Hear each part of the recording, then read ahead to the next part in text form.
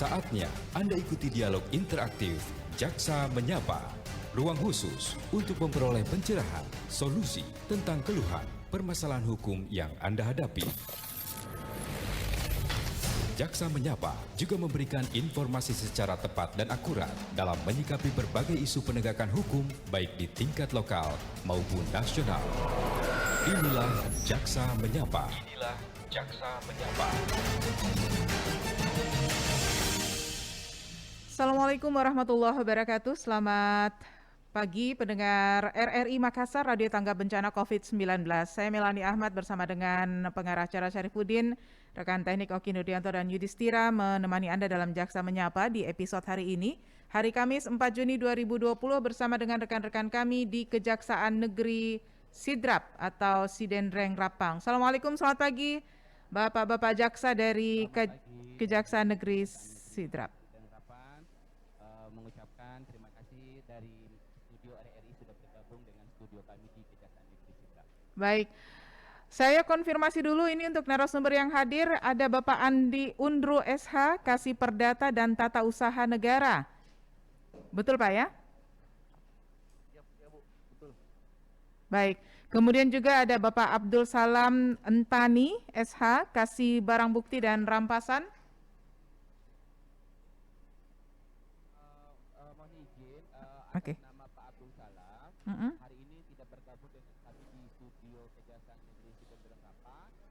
Saat ini pemirsa beliau tidak bisa hadir karena para pendengar sampaikan saat ini dia lagi ada tugas di Kejaksaan Tinggi.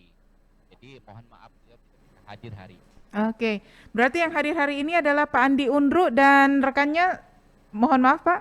Saya mengganti Pak Abdul Salam. Saya memperkenalkan semua para pendengar radio RRI di Makassar yang saat ini mendengarkan Jaksa Menyapa melalui radio RRI. Saya Abdul Qadir Sangaji, Kepala Seksi Tindak Pidana Umum pada Kejaksaan Negeri Sidendreng Rapang. Oke, Pak, mohon maaf bisa diulang Pak namanya tadi agak kurang jelas. Para pendengar yang bahagia mendengarkan kami dengan studio RRI saat ini saya mengganti Pak Abdul Salam. Perkenalkan saya Abdul Qadir Sangaji, Pak Abdul Qadir sebagai Kepala Kejaksaan, sebagai Kepala Seksi Tindak Pidana Umum pada Kejari Sidrap. Oke, Kasih Pidum ya dari Kejari Sidrap. Baik. Kita ngobrolnya ini tentang peranan kejaksaan dalam penanganan dan pendampingan dana COVID-19. Topik ini terus bergulir semenjak negara kita memasuki masa pandemi COVID-19.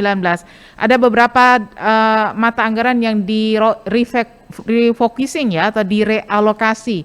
Nah, ini peranan kejaksaan di sini sangat penting dalam penanganan dan juga pendampingan dana-dana yang di refocusing atau di realokasi tadi. Nah, untuk Kejaksaan Negeri Sidrap sendiri, Pak Abdul Qadir, mungkin bisa disampaikan kepada masyarakat kita bagaimana usaha-usaha yang sudah dilakukan oleh Kejaksaan Negeri Sidrap dalam hal ini. Silakan, Pak. Baik, terima kasih para pendengar setia di RRI Pagi Cerah. Saya ingin sampaikan bahwa semenjak adanya pandemi Corona-19 ini melanda Indonesia yang kemudian dia berdampak pada semua satker dan semua masyarakat secara luasnya dan khususnya adalah pada wilayah Sidrap. Kemudian ada beberapa kebijakan yang sudah diambil oleh pimpinan, dalam hal ini adalah Kejaksaan Agung dalam yang dipimpin oleh Jaksa Agung sendiri. Kemudian akhirnya ditindaklanjuti oleh semua satker-satker yang ada di wilayah bagaimana penggunaan dana anggaran yang direlokasikan untuk menyediakan semuanya kepada pengguna korban-korban pandemi Corona-19. Nah, hal-hal yang sedemikian rupa dari Kejaksaan Negeri Sidendreng Rapang berusaha untuk mendukung namanya program pemerintah daerah sampai pada program pemerintah pusat bahwa salah satu bentuk untuk mencegah adanya wabah virus ini dia menyebar kepada seluruh masyarakat yang khususnya adalah di desa pada Kabupaten Sidendreng Rapang, sehingga kami Kejaksaan Negeri Sidendreng Rapang juga melakukan relokasi anggaran sedikit untuk membantu penggunaannya kepada pandemik COVID-19. Oke, bentuk-bentuk pendampingan yang sudah dilakukan atau mungkin pengawasan terhadap pengelolaan dana ini seperti apa ini, Pak? Saya ke Pak Andi Unru ya, silakan Pak Andi. Kami melakukan pendampingan terhadap beberapa SKPD yang mendapatkan dana refocusing dari daerah, yaitu dari Dinas Kesehatan, Dinas Kepala Desa maupun Lurah. Dana-dana yang di refocusing untuk ke Kabupaten Sidrap jumlahnya senilai 82.831.621.000 rupiah yang terbagi-bagi dari tahap pertama sampai tahap kedua. Oke.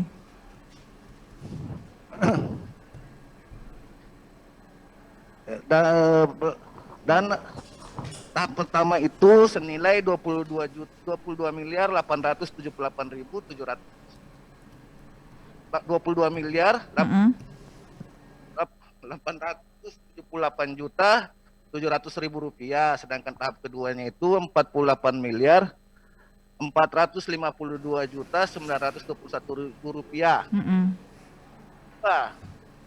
Buat TNI dan Polri senilai 100 juta, buat TNI 100 juta dan buat Polri 100 juta. Belanja tak terduga buat desa senilai 86.800.000 rupiah. Belanja teknis perubahan dak fisik bidang kesehatan senilai 4.500.000.000 rupiah.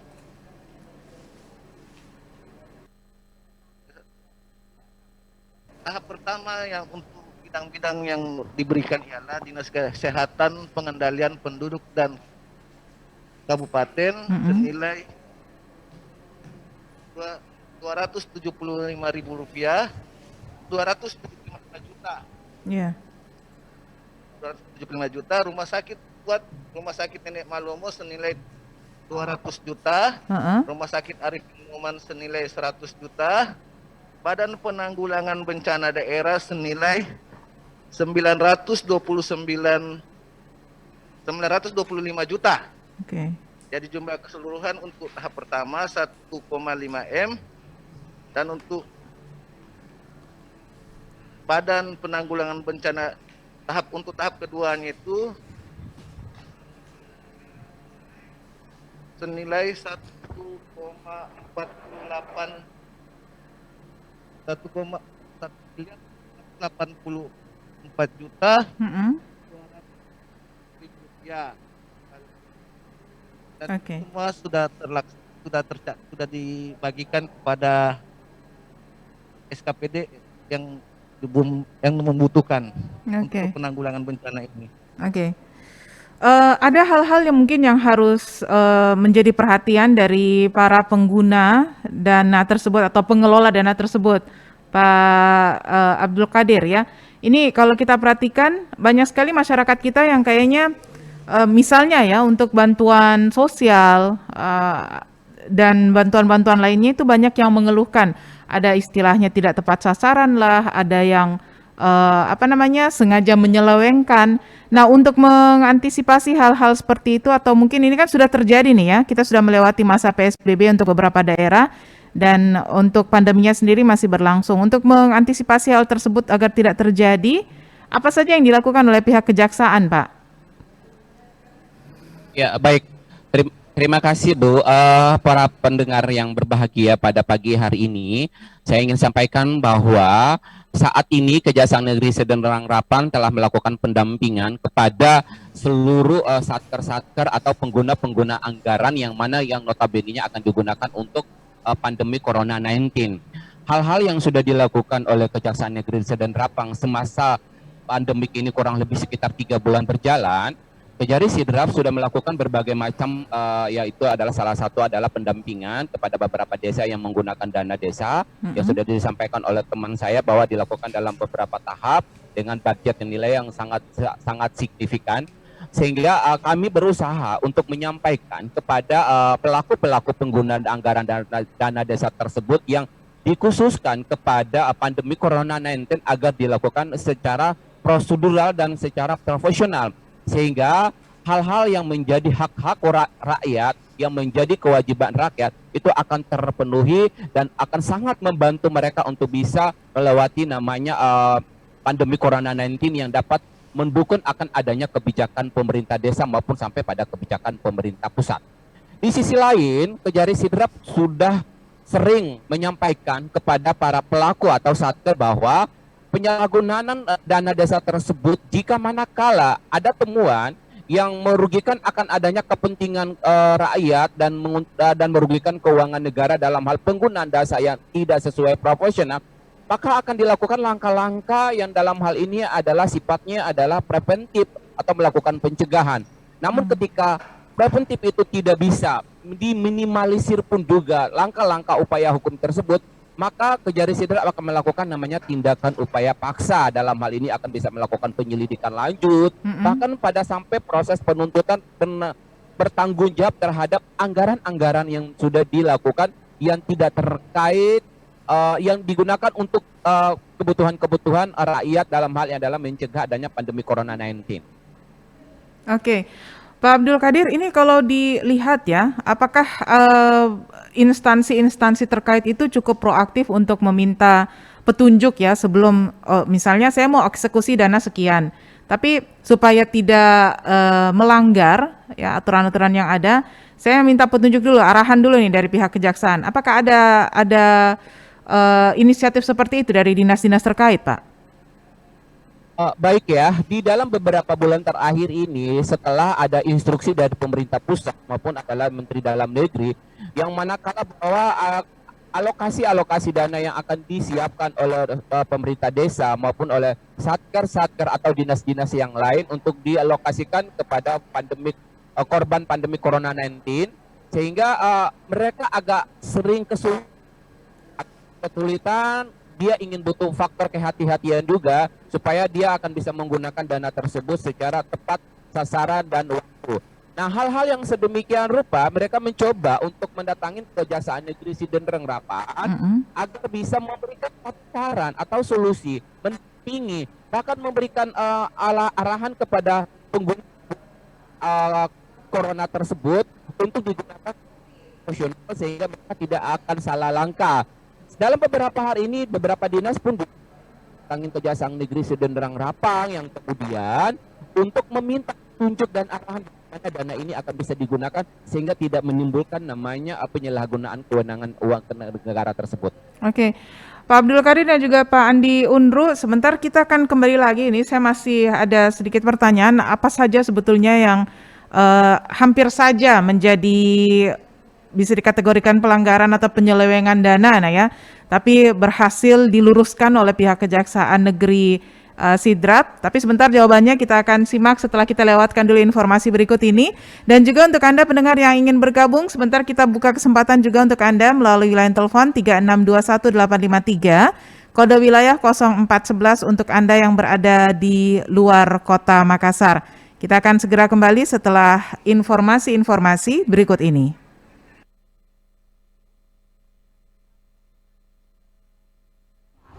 Diprioritaskan kepada 3 golongan utama. Yang pertama, memiliki riwayat kontak dengan pasien dalam pengawasan, dan yang kedua, memiliki riwayat kontak dengan pasien yang terkonfirmasi positif COVID-19, dan yang ketiga, orang dalam pemantauan atau ODP. Ngerinya Pak, tidak mau Kijo ikut rapid test Pak. Rapid test? Gini loh Ma, rapid test itu diutamakan bagi orang tanpa gejala atau OTG, orang dalam pemantauan atau ODP, dan pasien dalam pengawasan PDP. Pemeriksaannya itu dilakukan di fasilitas pelayanan kesehatan. Tapi kalau hasilnya negatif, artinya boleh kemana saja nih Pak? Ya nggak gitu juga lah Ma, kan masih screening awal. Walaupun hasilnya negatif, tetapi kita tetap disarankan berada dalam rumah Ma dan melakukan physical distancing. Nah, kita ikuti anjuran pemerintah supaya virusnya tidak semakin menyebar. Soalnya Mama bosan, Pak, terus tinggal di rumah. Makanya, Ma, temenin Papa dong kerja dari rumah.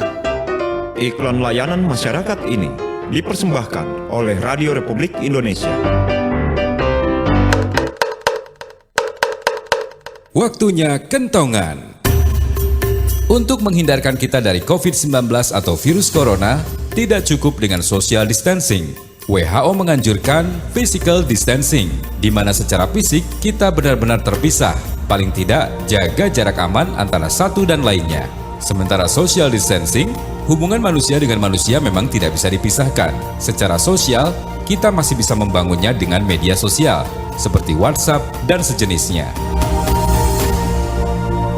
RRI, Radio Tanggap Bencana.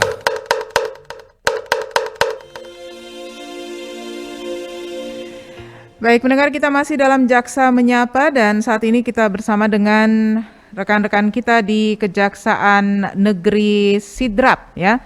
Bersama narasumber kita Bapak Andi Undro SH, Kasih Perdata dan Tata Usaha Negara, serta Bapak Abdul Qadir Sangaji, Kasih Pidum Kajari Kejaksaan Negeri Sidrap. Dan untuk Anda yang ingin bergabung, kami buka line telepon di 3621853, kode wilayah 0411. Untuk Anda yang berada di luar Kota Makassar dengan topik kita, peranan kejaksaan dalam penanganan dan pendampingan dana COVID-19. Pak Andi Undro ya. Pak Andi, ini kalau dilihat dari semua dinas-dinas atau satker-satker yang sempat berkoordinasi dengan Kejaksaan Negeri, kira-kira poin-poin apa saja yang mereka hampir saja tersangkut penyelewengan tapi berhasil diluruskan oleh Kejaksaan Negeri Sidrap? Salah satu contohnya yang kebetulan kami dampingi kebanyakan desa, bantuan sembako untuk yang PDP, ODP ataupun positif. Iya. Contohnya itu kalau rumah tangga yang salah satu rumah tangga yang terkena ODP, PDP, biasanya kan diisolasi. Iya. Isolasi, dananya itu, dana sembako itu yang buat desa dan lurah diberikan kepada keluarga yang diisolasi. Iya. Sedangkan lurah dan kepala desa kebanyakan di Sidrap membeli sembako untuk dibagi-bagikan kepada warga miskin. Oh. Salah, kalau menurut kami salah peruntukannya. Yeah. Peruntukannya itu buat keluarga yang terkena dampak corona ini. Sedangkan pengertian dari kepala desa dan lurah yang telah kami dampingi, sembako itu digunakan untuk dibagi-bagi kepada warga miskin. Iya. Dan ini jadi kami berikan pengertian, ya. Jadi kami berikan pengertian tentang masalah itu. Sedangkan untuk buat rakyat miskin itu sudah ada posnya tersendiri, termasuk dari BLT desa, BLT pusat, bantuan prakerja, bantuan pangan non tunai, maupun PKH. Itulah yang dibagi-bagikan untuk rakyat miskin atau yang terkena dampak Corona yang tidak kerja ya, yang kerja, yang tidak kerja karena adanya virus corona ini. Tapi kalau untuk bantuan dana desa atau dana kelurahan itu dipergunakan untuk masyarakat yang atau keluarga yang terkena atau salah satu anggota keluarganya terkena dampak corona atau penyakit corona sehingga dia diisolasi. Makanya dana itu diberikan kepada mereka, bukan untuk dibagi-bagigikan. Itu salah satu contohnya. Oke. Jadi ini berhasil diluruskan untuk penggunaannya sehingga terhindar dari kategori penyelewengan. Kalau Pak Abdul Qadir mungkin ada yang ingin disampaikan, Pak Abdul Qadir? Saya ingin mau menambahkan terkait dengan hal-hal yang mana saja yang dimintai ke Kejaksaan Negeri Sidrap yang kemudian diluruskan untuk menggunakan dana anggaran itu tepat sasaran sehingga tidak akan menimbulkan namanya sifat melawan hukumnya. Oke.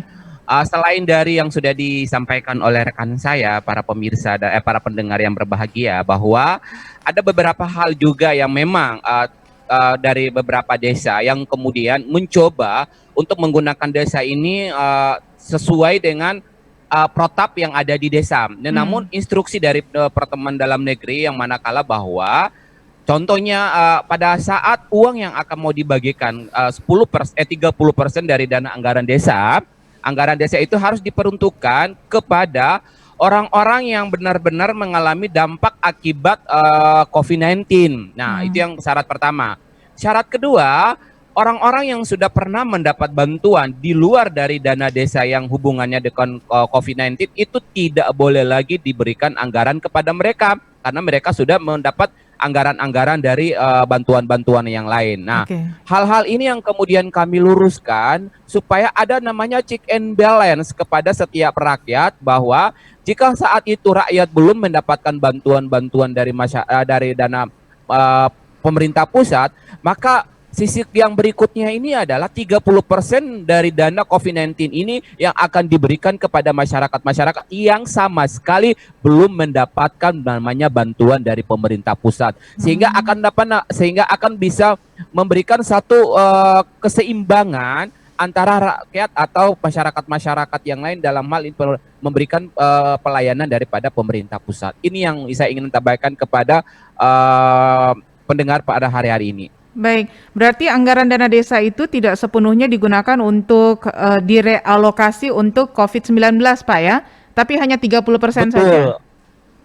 Betul sekali, sehingga kadang-kadang mereka kan agak mengalami sedikit kesulitan. 30% ini apakah akan diberikan kepada orang-orang yang sudah pernah mendapat bantuan dari pemerintah ataukah diberikan kepada yang lain. Nah, kami luruskan dari Kejaksaan Negeri Sidang-Rampan meluruskan kepada satker-satker atau kepada kepala desa sehingga pemberian itu benar-benar sesuai dengan instruksi dari Menteri Dalam Negeri. Oke, Pak Andi Undro, ini tadi disebutkan bahwa dana COVID ini ada beberapa tahap ya. Tahap 1, tahap 2, dan juga ada beberapa pembagian ke sektor-sektor tertentu. Nah, apakah untuk penggunaan dana COVID pada tahap 1, 2, dan untuk sektor-sektor tertentu tadi itu sudah menjalani proses evaluasi karena kan sudah berlalu ini Pak ya penggunaannya? Untuk tahap pertama, penggunaan dana COVID untuk tahap pertama sudah dibagikan kepada SKPD yang membutuhkan dan sementara dijalankan untuk pertanggungjawabannya dan sekaligus dibagikan kepada masyarakat. Sudah. Untuk tahap kedua mungkin bulan ini dibagikan kembali dan dilaksanakan oleh lurah, desa dan SKPD yang membutuhkan. Buat tahapan yang sudah terlaksana, Pak Andi Undro, apakah saat ini sudah memasuki proses evaluasi atau masih menunggu pelaporan? Sudah memasuki proses evaluasi. Oke, dan sepanjang itu apakah sudah ada temuan-temuan mungkin atau sejauh ini aman-aman saja, Pak? Sejauh ini masih aman-aman saja karena masih pihak SKPD, kepala desa dan lurah masih melakukan koordinasi dengan kami mengenai pengeluaran yang supaya agar tidak ada terjadi penyelewengan dan kami memberikan petunjuk sehingga menurut kami masih aman-aman saja. Untuk laporan pertanggungjawabannya mungkin nanti kami belum laporan pertanggungjawaban kegiatan yang dilakukan oleh kepala desa, lurah dan SKPD belum kami mintai, tapi insya Allah nanti bulan inilah kami minta untuk kami diperlihatkan ke kami, siapa tahu seandainya ada kesalahan atau apa mungkin bisa diperbaiki, kami memberikan petunjuk untuk diperbaiki dan agar tidak ada lagi terjadi penyelewengan atau segala macamnya. Oke.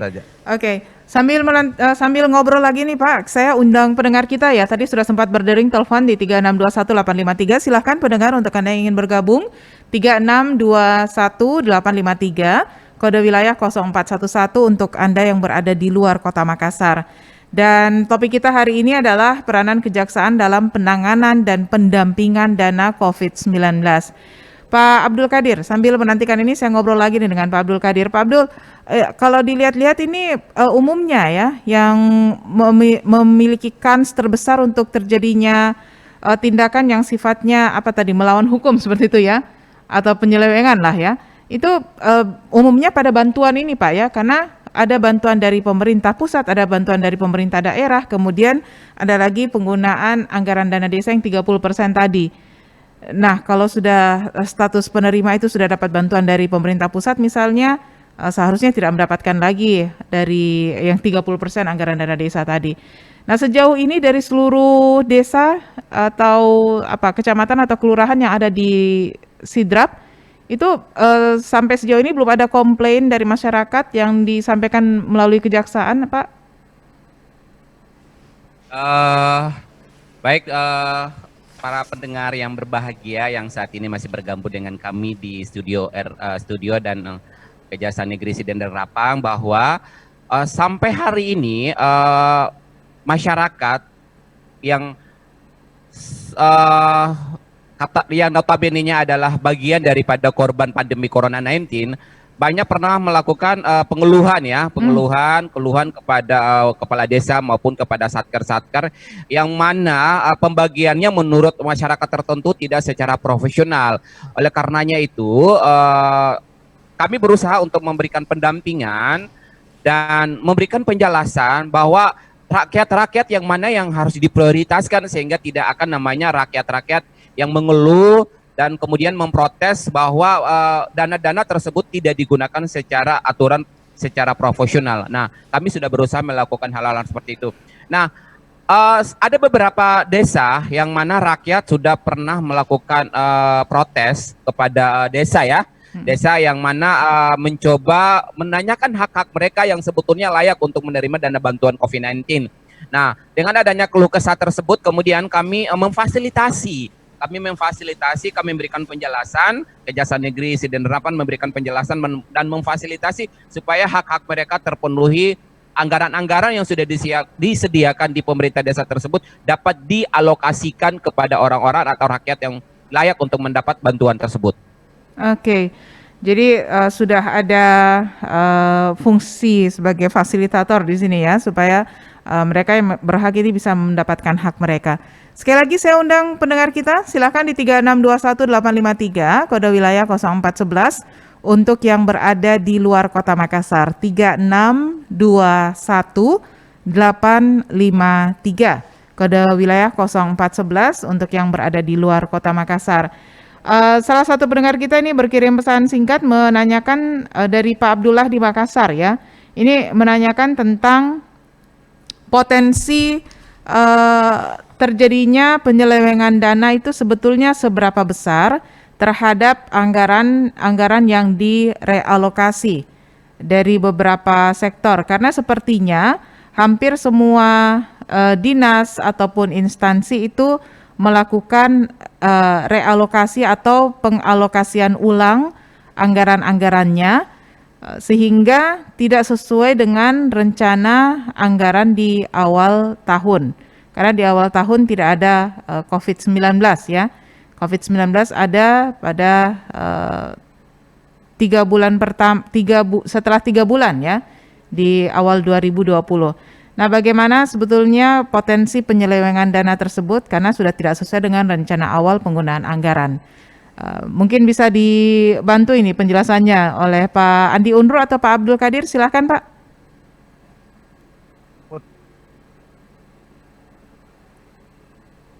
Ya. Potensi penyelewengan dana menurut kami itu sangat besar, tapi kami dari pihak kejaksaan akan memberikan pendampingan hukum dan melakukan cek and recheck terhadap tindakan atau pengeluaran dana tersebut, sehingga kami bisa dari Kejaksaan Negeri Sidrap bisa meminimalisir ya potensi tersebut sehingga dapat terkontrol dengan sebaik-baiknya. Oke. Untuk potensinya sih mungkin cukup besar, tapi kami insya Allah meminimalisir. Oke. Untuk meminimalisir potensi tersebut, apakah dengan apa yang disebut dengan pendampingan tadi ya, karena topik kita salah satunya adalah penanganan dan pendampingan dana. Nah, untuk pendampingan sendiri ya, ini apakah pihak kejaksaan itu menunggu dari dinas-dinas terkait atau sektor-sektor terkait untuk meminta kepada kejaksaan, atau kejaksaan bisa proaktif nih? Gini, sifatnya Iya, apakah baik ya. proaktif atau menunggu? Ya. Baik, baik, terima kasih. Jadi potensi untuk meminimalisir akan adanya penyalahgunaan keuangan terkait dengan dana COVID-19 ini, ada beberapa langkah yang memang bisa dilakukan untuk meminimalisir akan adanya potensi penyalahgunaan keuangan negara tersebut. Pertama, bisa dari dinas terkait atau bisa dari desa-desa terkait. Dia akan aktif untuk mendatangin Kejaksaan Negeri Serdang Harapan, meminta untuk didampingi bagaimana cara penggunaan dana COVID-19 tersebut. Nah, itu cara tersebut itu bisa dilakukan. Namun, di lain cara yang pertama, ada juga cara-cara yang lain. Jika kami Kejaksaan Negeri Serdang Harapan akan berusaha untuk proaktif bahwa untuk mendatangin dinas-dinas yang terkait, kemudian di desa-desa terkait. Salah satu contoh di Kejaksaan Negeri Serdang Harapan itu hampir kurang lebih sekitar 64 desa. Kemudian Kejaksaan Negeri Serdang Harapan sudah melakukan proaktif untuk mendatangi 53 desa dari 64 desa tersebut yang sudah didatangi oleh pihak Kejaksaan Negeri Serdang Harapan untuk mendampingi penggunaan anggaran yang dimaksud. Oke, Pak Abdul Qadir, tahan dulu, saya punya penelpon. Berikut ini ada Pak Andi di Makassar. Terputus sepertinya ya. Baik, kami undang lagi Pak Andi di Makassar, silahkan 3621853, kode wilayah 0411 untuk yang berada di luar kota Makassar. Jadi intinya Kejaksaan Negeri Sidrap itu sudah sangat proaktif ya melakukan pendampingan dalam penanganan dana Sangat COVID. sekali. Oke, Pak Abdul Qadir, saya terima telepon dulu Pak ya. Baik, sepertinya Silakan, suara. Bu. Oke, baik. Kita terima penelpon dulu. Halo, selamat pagi. Ya, selamat pagi. Baik, dengan Bapak siapa Pak, di mana? Dari Pak Andi Makassar. Pak Andi Makassar. Silakan Pak Andi. Ya, ini biasanya kami alami itu terjadi barang yang disalurkan sembako, biasanya itu kita menilai bahwa tidak sesuai dengan isi barang yang kami terima dengan dijanjikan. Itu yang biasa terjadi pada kami masyarakat yang diberikan bantuan. Kemudian kalau di daerah ini apakah sesuai dengan harga eceran tertinggi barang yang dibelanjakan kepada masyarakat, atau penyelenggara dana ini dia mendapatkan harga eceran tertinggi barang di luar daripada harga eceran di daerah, begitu Pak Jasa. Oke. Baik. Terima kasih Pak Andi di Makassar ya sudah bergabung. Nah, mungkin ada tanggapan ini Pak Andi Undro atau Pak Abdul Qadir, silahkan mengenai sembako yang tidak sesuai isinya dengan yang dijanjikan, kemudian harga eceran tertinggi manakah yang dipakai? Apakah dari pemerintah yang berlaku di pusat, di provinsi, atau yang berlaku di kabupaten atau kota tempat tinggal dari masyarakat itu? Izin Bu, Ya, biasanya bantuan yang diberikan oleh pemerintah yang terjadi di daerah Sidrap itu bantuan berupa uang tunai yang disalurkan dari kepala desa, pos, bank BRI maupun bank milik negara. Kalau bantuan sembako itu biasanya diberikan dari pemerintah daerah atau bupati, dan harganya itu pun mungkin kami juga enggak, karena nilai-nilainya pun biasanya kan cuma beras, kami tidak tahu kualitas berasnya itu bagaimana, makanya dan itu tidak termasuk dalam kegiatan dari anggaran COVID. Itu biasanya bantuan kalau di daerah kami, di daerah Sidrap itu bantuan dari dana pribadi bupati, wakil bupati, ataupun dari daerah pejabat-pejabat yang berwenang. Yang cuma nilainya bantuan pribadi, bukan dari refocusing. Kalau menurut yang di daerah kami, kalau dari refocusing itu bantuannya dalam bentuk uang tunai. yang disalurkan melalui kepala desa, dibayar tunai maupun ditransfer dari pos ataupun bank negara, bank milik negara. Oke. Jadi saja yang mungkin saya. Oke. Jadi kalau sembako itu dari pribadi gitu Pak ya? Ya, pribadi dari bupati ataupun wakil bupati, dana pribadi mereka. Kalau di daerah kami ya, saya kurang tahu buat daerah lain. Kalau bantuan yang dari pemerintah itu biasanya dalam bentuk tunai. Iya. Yang disalurkan melalui dari kepala desa ataupun rekening-rekening yang menerima. Oke, kita punya satu penelpon lagi nih, sudah terhubung. Ada Pak Mansur Gani. Silakan Pak Mansur. Sayang sekali terputus ya. Baik, kita tunggu lagi Pak Mansur Gani, silakan bergabung 3621853. Nah, Pak Andi Unru dan juga Pak Abdul Qadir, berarti selama ini yang pemahaman masyarakat ada bantuan sembako yang dibelikan itu bukan dari dana pemerintah ya, bukan dari realokasi atau refocusing dana ya? Ya, menurut dari pengalaman untuk daerah kami, itu untuk Sidrap ya? Bukan dari pemerintah. Oke. Dari relawan-relawan yang. Dari relawan berarti dana bantuan dan hibah seperti itu ya? Ya. Oke. Saya sudah terhubung dengan Pak Mansur Gani, ini penelpon kita yang berikutnya. Halo Pak Mansur. Ya. Silakan Pak Mansur, bersama dengan Kejaksaan Negeri Sidrap hari ini Pak, silakan. Ya, memang kalau kita lihat COVID-19 ini luar biasa ya, harus ditangani secara serius.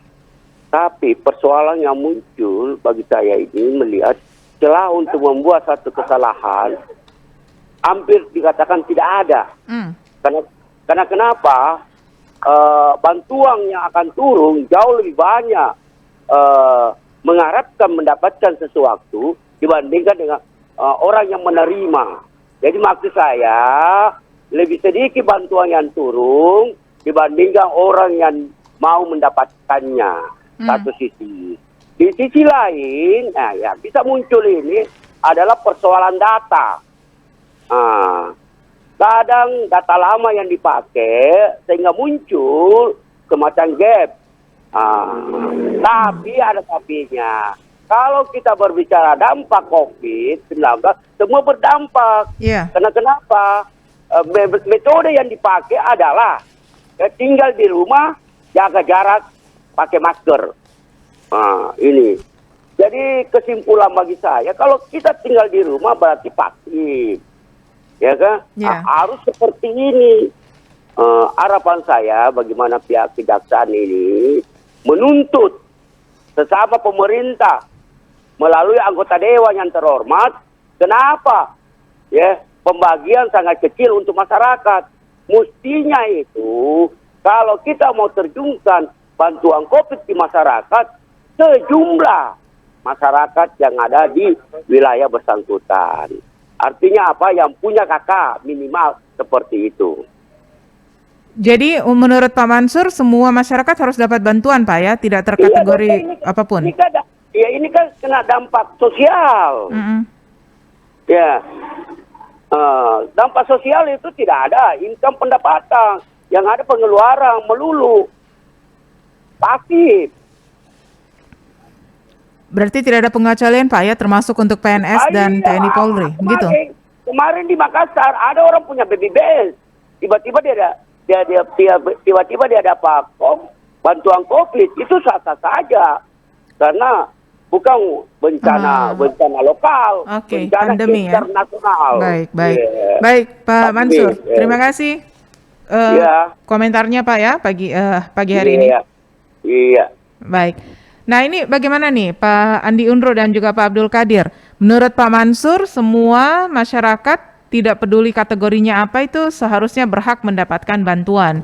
Sementara tadi dari pemerintah sendiri yang dapat bantuan dari pemerintah pusat nggak dapat lagi dari daerah nggak dapat lagi dari penggunaan 30% anggaran dana desa. Tapi ditahan dulu jawabannya Pak, kita simak dulu beberapa informasi berikut ini. Kita akan kembali sesaat lagi masih di Jaksa Menyapa.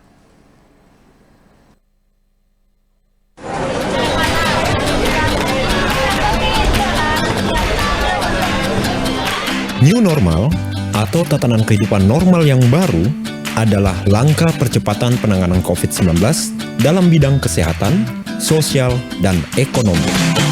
Skenario tatanan kehidupan normal yang baru dijalankan dengan mempertimbangkan kesiapan daerah dan hasil riset epidemiologis di wilayah tertentu.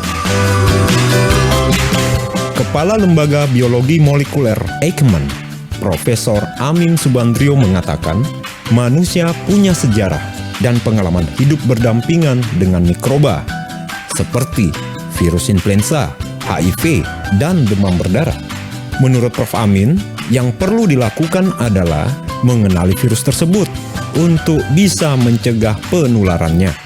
Dikutip dari situs resmi Organisasi Kesehatan Dunia, pedoman transisi menuju new normal selama pandemi COVID-19 telah disiapkan.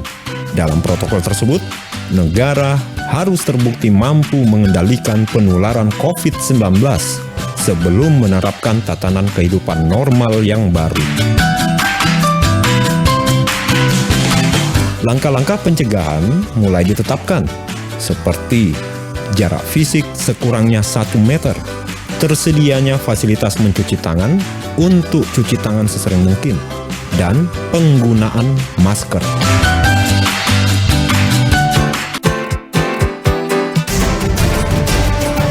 Saatnya Anda ikuti dialog interaktif Jaksa Menyapa, ruang khusus untuk memperoleh pencerahan, solusi tentang keluhan, permasalahan hukum yang Anda hadapi. Jaksa Menyapa juga memberikan informasi secara tepat dan akurat dalam menyikapi berbagai isu penegakan hukum baik di tingkat lokal maupun nasional. Inilah Jaksa Menyapa. Inilah Jaksa Menyapa. Dengar masih dalam Jaksa Menyapa dengan rekan-rekan kami dari Kejaksaan Negeri Sidrap, ya, peranan kejaksaan dalam penanganan dan pendampingan dana COVID-19. Ada Bapak Andi Unro SH, Kasih Perdata dan Tata Usaha Negara, serta Bapak Abdul Qadir Sangaji, Kasih Pidum Kejaksaan Negeri Sidrap. Dan kita tadi sudah menerima komentar dari Pak Mansur Gani di Makassar bahwa bantuan ini seharusnya menjadi hak dari semua masyarakat di suatu wilayah, tanpa melihat apakah masyarakat itu terkategori sebagai penerima bantuan dari pemerintah pusat atau provinsi atau daerah, atau sudah menerima bantuan dari anggaran dana desa yang 30% tadi. Nah, apakah memang seperti itu, Pak? Atau mengapa ada pembagian-pembagian seperti yang disampaikan oleh Pak Mansur tadi, ya? Seharusnya bantuan itu diberikan kepada seluruh masyarakat yang terdampak COVID-19 ini. Silakan. Baik, terima kasih Bu.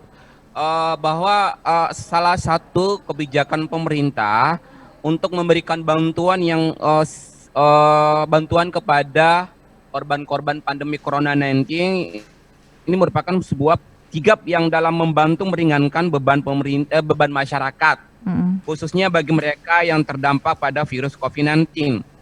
Rencana pemerintah akan memberikan beberapa jenis bantuan sosial berupa bantuan paket, sembako, bantuan sosial itu tidak serta menyeluruh kepada semua masyarakat.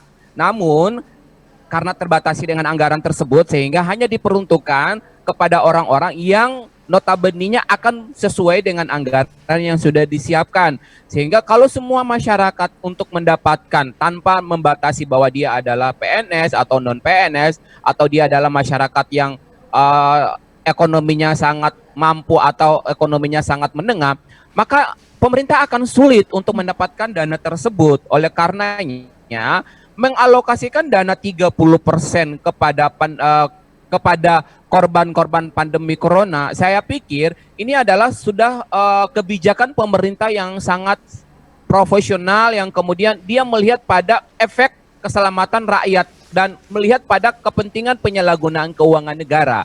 Jika nanti keuangan negara itu mampu untuk bisa didistribusikan kepada seluruh rakyat, saya pikir itu harus ada kebijakan dan regulasi baru lagi melalui Dewan Perwakilan Daerah setempat dan diusulkan kepada pemerintah pusat untuk mendapatkan dana bantuan yang sangat signifikan sehingga dapat mampu disalurkan kepada seluruh rakyat.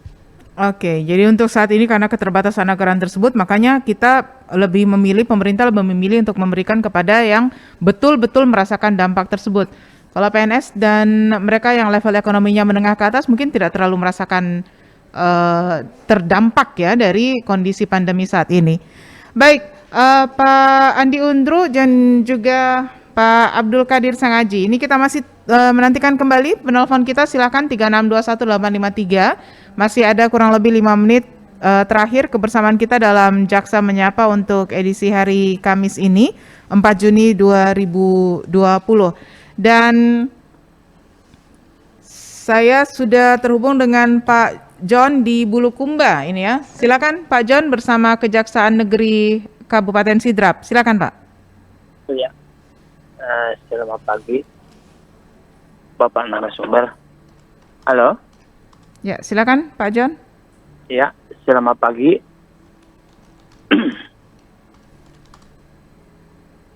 Silakan Pak John. Ya, selamat pagi Pak. Salam sejahtera.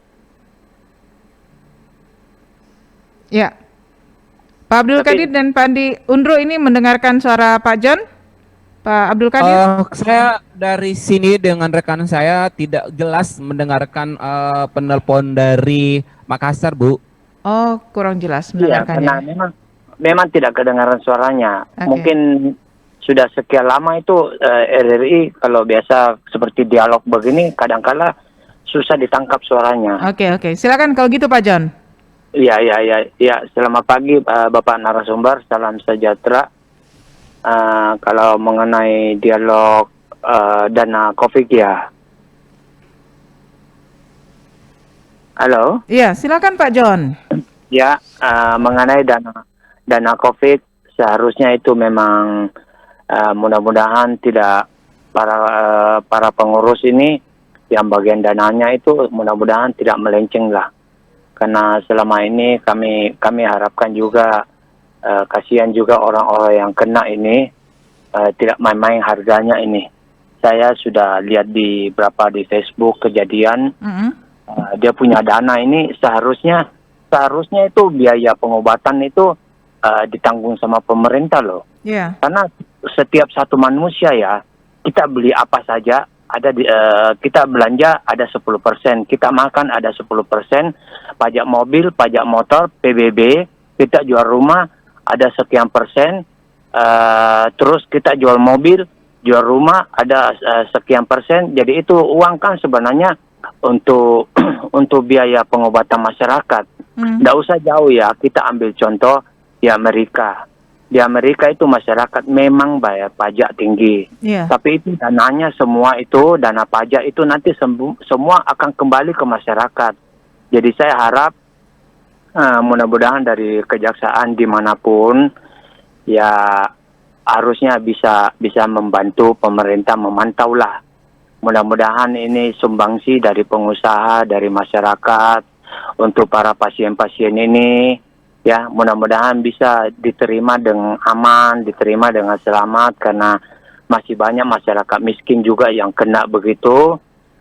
Dan juga saya harap dari Bapak narasumber kalau bisa tolong bantu sama masyarakat yang kena COVID ini karena tidak semua masyarakat ditanggung oleh BPJS, ditanggung oleh pemerintah karena COVID ini katanya COVID tidak masuk di biaya BPJS. Jadi kalau bisa saya lihat ini berapa kali ini di Facebook masyarakat pun pada mengeluh satu pasien saja dikenakan 321 juta. Nah itu seharusnya sebelum kalau tidak salah awal COVID ini beredar ada memang pengumuman dari pemerintah biaya COVID itu ditanggung oleh pemerintah. Tapi kayaknya sekarang rumah sakit juga menjadikan ajang bisnis gitu loh. Oke, baik. Ya, jadi itu saja. Mudah-mudahan oleh Bapak Sumber bisa mencari solusi yang terbaik lah. Kami juga dukung doa dari jauh. Semoga COVID ini cepat berlalu. Baik. Terima kasih. Assalamualaikum. Salam sejahtera. Terima kasih Pak Jan di Bulukumba. Jadi Pak Andi Undur dan juga Pak Abdul Qadir, ini Pak Jan penelpon kita yang terakhir. Kita akan segera mengakhiri perbincangan kita ini, tapi yang ingin ditanyakan oleh Pak John, apakah kejaksaan juga bisa memberikan menjembatani ya antara masyarakat dengan pemerintah, terutama untuk biaya buat mereka yang terkena COVID-19. Karena di awal pandemi ini sepertinya pemerintah mengiyakan untuk menanggung biaya pengobatan dari mereka yang terkena COVID, tapi belakangan justru pemerintah kayaknya tidak bisa lagi menanggung biaya tersebut karena mungkin terlalu besar atau ada alasan-alasan lain mungkin. Apakah pihak kejaksaan sendiri bisa memediasi ini agar masyarakat bisa mendapatkan fasilitas pelayanan kesehatan yang gratis untuk mereka yang terkena COVID? Pak Andi Undur dan juga Pak Abdul Qadir. Izin Bu, ya. Pihak kejaksaan telah melakukan pendampingan untuk bantuan kepada masyarakat mengenai bantuan langsung tunai itu yang berupa PKH, prakerja dan sebagainya. Kalau untuk bantuan pelayanan kesehatan kepada rumah sakit, kami sementara mencarikan solusi buat masyarakat agar mungkin diberikan potongan atau diskon. Kalau untuk gratisnya kami kurang begitu memahami tekniknya. Saya akan menambahkan Bu, jadi bahwa apakah Kejaksaan Negeri Sidrap ini bisa menjadi penjembatanan kepada rakyat untuk membutuhkan pelayanan kesehatan. Jadi sebagai tupoksi dari kejaksaan kami hanya punya tupoksi untuk melakukan pendampingan terhadap anggaran-anggaran dana yang berasal dari pemerintah pusat untuk dialokasikan kepada korban-korban pandemi Corona 19. Nah, terkait dengan apakah bisa diberikan pelayanan kesehatan yang dapat difasilitasi oleh kejaksaan, saya pikir tupoksi kami tidak berada pada level itu. Harusnya yang mempunyai level itu adalah Dinas Kesehatan. Dinas Kesehatan yang kemudian dia bekerja sama dengan dinas provinsi atau dengan pemerintah pusat, dalam hal ini adalah Kementerian Kesehatan, sehingga orang-orang yang harus mendapat pelayanan kesehatan untuk melakukan pengobatan secara gratis itu dapat diberikan pelayanannya secara cuma-cuma kepada orang-orang yang terdampak pada pandemi Corona 19. Saya pikir itu adalah wilayah Dinas Kesehatan untuk bagaimana dapat memfasilitasi itu yang saya sampaikan kepada RRI dan para pendengar, kepada penelpon yang ada di Bulukumba. Oke. Baik Pak Abdul Qadir dan juga Pak Andi Undru, ini kita berada di penghujung kebersamaan kita dalam Jaksa Menyapa untuk episode hari ini. Insya Allah nanti kita akan bersama-sama dengan rekan-rekan dari Kejaksaan Negeri Sidrap kembali ya. Dan di penghujung kebersamaan kita ada hal-hal yang ingin disampaikan kembali Bapak-Bapak, terutama seputar peranan kejaksaan dalam penanganan dan pendampingan dana COVID-19 di Sidrap. Silakan Pak. Baik, di penghujung acara Jaksa Menyapa pada pagi hari menjelang siang ini, saya sebagai Kepala Seksi Pidana Umum ingin memberikan closing statement bahwa terkait dengan adanya penggunaan anggaran desa dari pemerintah pusat dan Kejaksaan Negeri Sidrap sebagai salah satu tugas adalah melakukan pendampingan. Kami akan berusaha untuk mendampingi Satker, kepala dinas maupun kepada desa-desa terkait tersebut bagaimana penggunaan dana desa itu akan diberikan secara orang yang layak menerima dan dilakukan secara profesional sehingga tidak dapat menimbulkan namanya akibat hukum. Oke. Baik, mudah-mudahan ini menjadi pegangan untuk seluruh masyarakat kita. Sekali lagi terima kasih teman-teman jaksa dari Kejaksaan Negeri Sidrap. Sampai jumpa di episode yang selanjutnya. Bapak-bapak, Assalamualaikum, selamat siang. Selamat siang dan Waalaikumsalam warahmatullahi wabarakatuh. Baik pendengar, demikian kebersamaan kita dalam Jaksa Menyapa untuk edisi hari ini, hari Kamis 4 Juni 2020. Kita akan hadir kembali pada Jaksa Menyapa untuk episode selanjutnya di hari Kamis pekan depan. Saya Melani Ahmad, mewakili kerabat kerja yang bertugas pengarah acara Syarifuddin dan operator studio Oki Nurdianto dan Yudhistira mengucapkan terima kasih. Assalamualaikum warahmatullahi wabarakatuh. Terima kasih Anda telah mengikuti dialog interaktif Jaksa Menyapa. Partisipasi Anda membantu meningkatkan dukungan dan kepercayaan publik terhadap institusi penegak hukum.